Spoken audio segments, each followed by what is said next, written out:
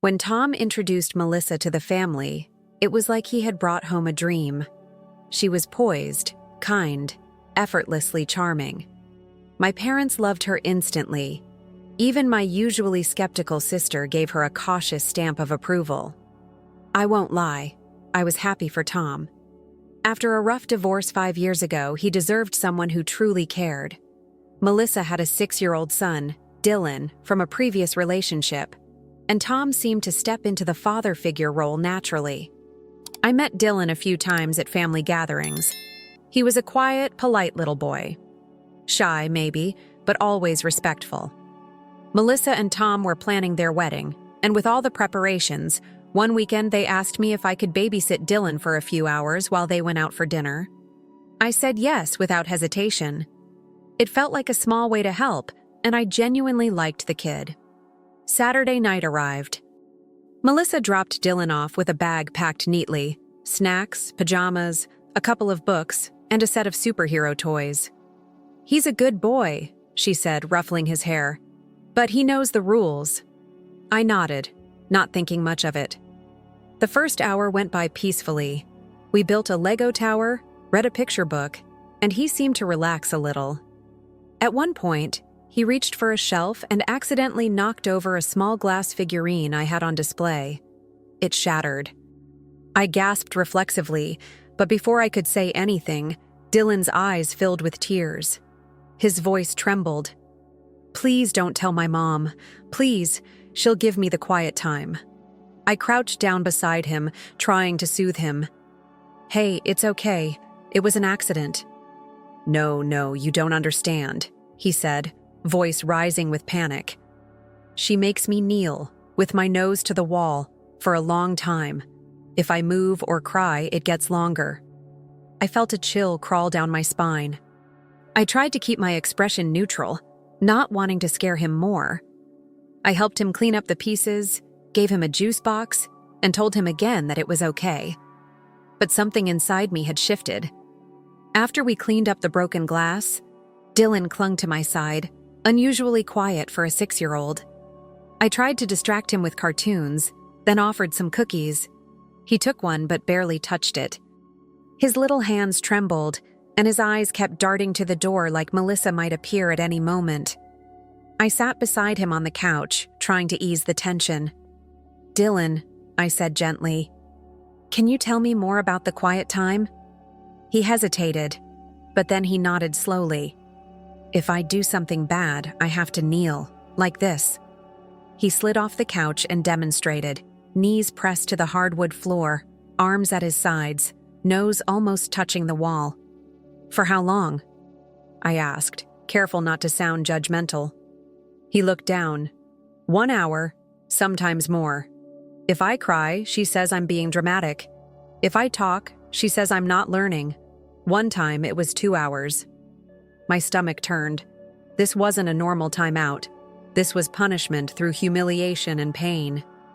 I stayed calm on the outside, but inside, I was boiling. I couldn't imagine being 6 and facing that kind of fear over a simple accident. "You don't deserve that," I said softly. "Accidents happen. Everyone makes mistakes. You're not a bad boy." He looked at me like he didn't believe it. I decided to drop the topic for the night, not wanting to overwhelm him. I let him pick a movie, and eventually he curled up next to me and fell asleep. But I couldn't relax. I sat there in the dim light of the TV, watching his tiny chest rise and fall. That image of him on his knees, nose to the wall, haunted me. I didn't know what to do yet. I didn't want to jump to conclusions. But I knew one thing for sure. Something about Melissa's parenting felt deeply, deeply wrong. And I wasn't going to pretend I hadn't heard it. Once Dylan was asleep, I sat in silence for a while, trying to calm the storm inside me. I didn't want to cause trouble. I wasn't a parent. But what Dylan had described, his fear, the way he physically reenacted that punishment, kept looping through my mind. That wasn't a dramatic kid exaggerating. That was a child afraid of his mother. When Tom and Melissa arrived a little after 10, Dylan was asleep in the guest room, tucked under a superhero blanket. Melissa walked in first, all smiles. "Everything go okay?" she asked. "Yeah," I said. "He's sleeping." Tom gave me a grateful nod and turned to grab their things. That was my chance. I gestured subtly to him. "Can we talk for a sec?" We stepped into the kitchen, away from Melissa. I lowered my voice. "Tom, I need to tell you something. Dylan told me about the quiet time punishments Melissa gives him." Tom's smile faded a bit. "What about it?" "He said she makes him kneel facing the wall for an hour, sometimes more. He was terrified. He begged me not to tell her about a broken figurine because of it." Tom sighed, rubbing his temple. "Look, I know how it sounds, but it's not that serious. He's dramatic. Melissa's just firm with discipline." "Kneeling for an hour, Tom? That's not firm. That's humiliating." He was shaking. He frowned, clearly annoyed. "You don't understand. You don't have kids. Timeouts work, and Melissa only does it when he misbehaves. He needs structure." I stared at him, baffled. Structure isn't the same as fear. "Look," he said firmly. "Dylan's sensitive. He cries if he loses at board games. Don't read too much into this." He walked away before I could say more, calling for Melissa to get Dylan's stuff. I didn't push it right then. I could tell Tom wasn't ready to hear what I was saying, but I felt sick. I had told him something important, something scary, and he brushed it off like Dylan's fear was just childhood drama. I wasn't sure if it was denial or loyalty, but I knew I couldn't let this drop. The next day, I couldn't shake the unease. Tom had dismissed everything I'd said, but I couldn't ignore what I'd heard, or what I'd seen in Dylan's eyes. I kept replaying the moment over and over. That wasn't just a sensitive child. That was fear. And if Tom wasn't going to take it seriously, maybe Melissa would. I messaged her that afternoon, asking if we could talk. She responded quickly. "Sure," she wrote. "Is everything okay?" We met at a nearby cafe. She showed up looking polished, smiling like nothing was wrong. After we ordered, I took a deep breath and got straight to the point. "Melissa," I said, "I wanted to talk about something Dylan said last night. He mentioned your quiet time discipline." Her smile faded just slightly. "And?" "He said you make him kneel facing the wall for an hour, that if he cries or moves, you add more time. He was really scared." She leaned back in her chair, her posture stiffening. "That's not abuse if that's what you're implying. It's discipline. Timeouts are common." I kept my tone calm. "I'm not accusing you. But making a 6-year-old kneel for that long, especially when he's clearly afraid, feels excessive." She scoffed. "You don't have kids. You wouldn't understand." "That doesn't mean I can't recognize when something feels off," I replied. "He's terrified. That's not a normal reaction to a broken decoration." Her voice rose. "You're twisting his words. You don't know what it's like trying to raise a respectful child these days. He pushes boundaries. He needs consequences." "Consequences shouldn't involve emotional fear," I said. "There's a difference between discipline and intimidation." Melissa's eyes narrowed. "I see what this is. You don't like me. You're trying to sabotage my relationship with Tom. Well, it won't work, and frankly, it's not your place to interfere." She grabbed her purse and stood up without waiting for the check. "Stay out of my family," she said coldly. I sat there, stunned. I hadn't expected gratitude, but I hadn't expected venom either. What shocked me most wasn't her defensiveness. It was how natural the cruelty seemed on her face when she was challenged. By the next morning, the storm had already begun. Melissa had wasted no time. She must have gone straight to Tom after our conversation, because I woke up to a text from him that read, "What the hell is wrong with you? Melissa is devastated." I didn't even get a chance to respond before my phone started ringing. First, it was my mom, then my dad, then my aunt.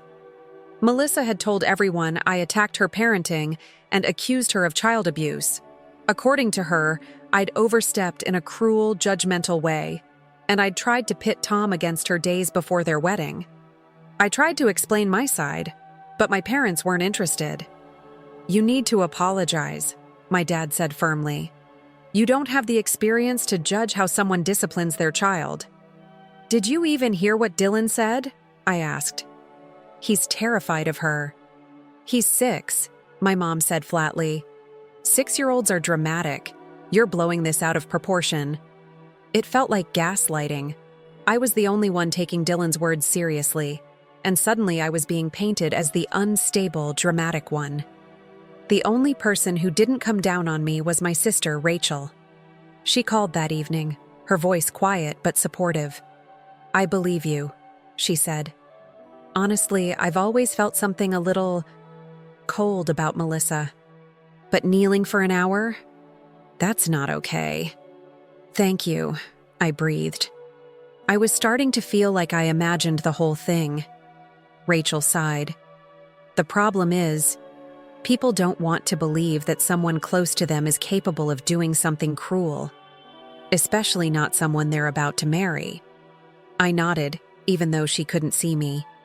Tom shut me down immediately. "He doesn't want to hear it." "Because if he does," she said, "he has to do something. And that's scary." As the calls and texts continued pouring in over the next few days, I felt myself slowly becoming the black sheep of the family. Not because I'd done anything wrong, but because I had said something they didn't want to hear.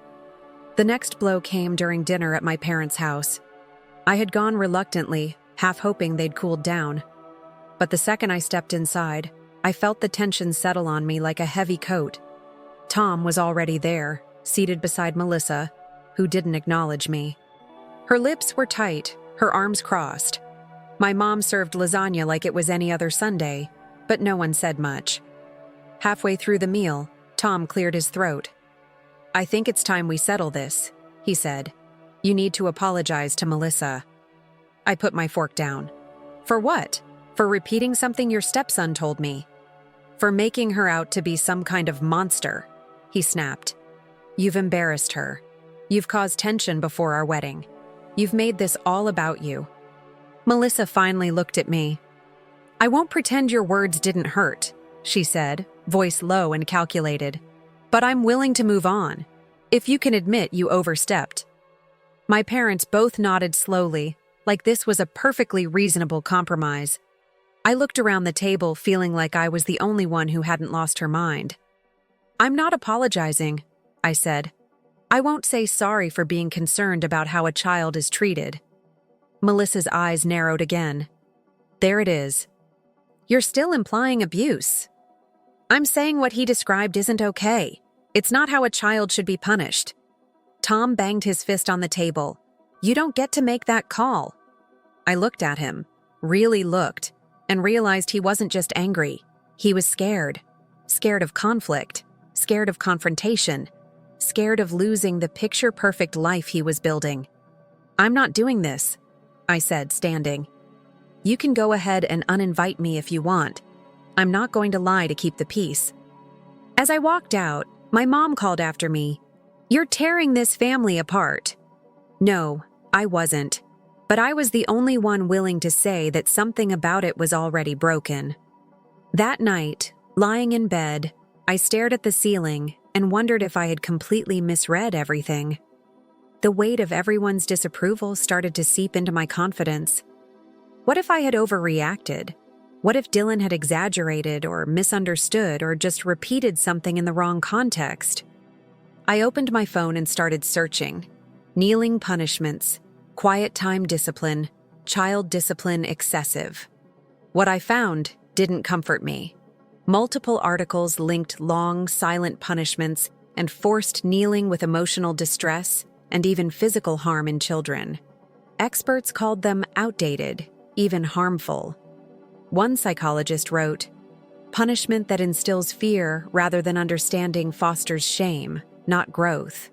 But still, the doubt lingered. I'd never raised a child. Maybe I was being too idealistic, expecting calm conversations instead of strict boundaries. I thought of Tom's words, "You don't have kids," and Melissa's cold dismissal. Maybe they were right. Maybe I didn't understand what it takes to manage a strong-willed child. And then I remembered Dylan's face. Not stubborn, not defiant. Terrified. He hadn't just been scared of getting in trouble. He'd been scared of her. I kept thinking back to the way he had dropped to his knees instinctively, demonstrating what he endured like it was muscle memory. That wasn't dramatization. That was conditioning. Still, I couldn't ignore how easily the people around me had dismissed it. My own parents had told me to apologize. My brother had snapped at me like I'd insulted his integrity. It was easier for them to make me the problem than to look at what might really be happening. But was I really strong enough to stand my ground if it meant losing them? The questions looped endlessly. Was I projecting something? Was I too sensitive? Was I making it bigger than it was? And yet, every time I almost caved, I saw Dylan kneeling, alone, silent, afraid to cry. That image kept me firm. I didn't know everything, but I knew enough to believe that something wasn't right. Rachel came over the next evening with a bottle of wine and a bag of takeout. She didn't ask. She just showed up, the way only a sister can when she knows you're on the edge. We sat on the couch, Chinese containers spread across the coffee table, and for a while we didn't talk about it. We just ate and watched trashy TV. But eventually, the silence gave way. "You're not crazy," Rachel said, like she was answering a question I hadn't voiced out loud. I didn't respond right away. I just stared at my noodles. "I mean it," she continued. "I don't care what Mom and Dad say. What Melissa's doing, it's not okay." I sighed. But am I making it worse by refusing to apologize? Maybe I should just let it go. Let them have their wedding. Rachel shook her head. "No. You're being asked to stay silent about something that actually matters. That's not just letting it go. That's erasing it." I looked at her. Tom said Dylan's dramatic, that it's just a timeout. Rachel leaned forward. "Since when do timeouts involve kneeling for an hour? Since when does a 6-year-old beg a babysitter not to tell his mom over an accident?" I felt the tears rising, but blinked them back. I just didn't think it would blow up like this. She put her hand on mine. "You did the right thing. And the right thing is usually the hardest thing, especially in families." Her words settled over me like a weighted blanket, heavy, but grounding. I thought Tom would listen," I said. "He can't. Not without questioning everything about the woman he's about to marry. That kind of fear runs deep." We sat in silence after that. But it was a warm silence, a protective one. For the first time since everything exploded, I didn't feel alone in it. Rachel believed me. She saw what I saw. And that gave me the strength I needed to stop second-guessing. Because sometimes, it only takes one person standing beside you to remind you you're not standing in the wrong place. 3 days before the wedding, I got the message. No call, no conversation. Just a short, cold text from Tom. "Melissa and I have decided it's best if you don't attend the wedding.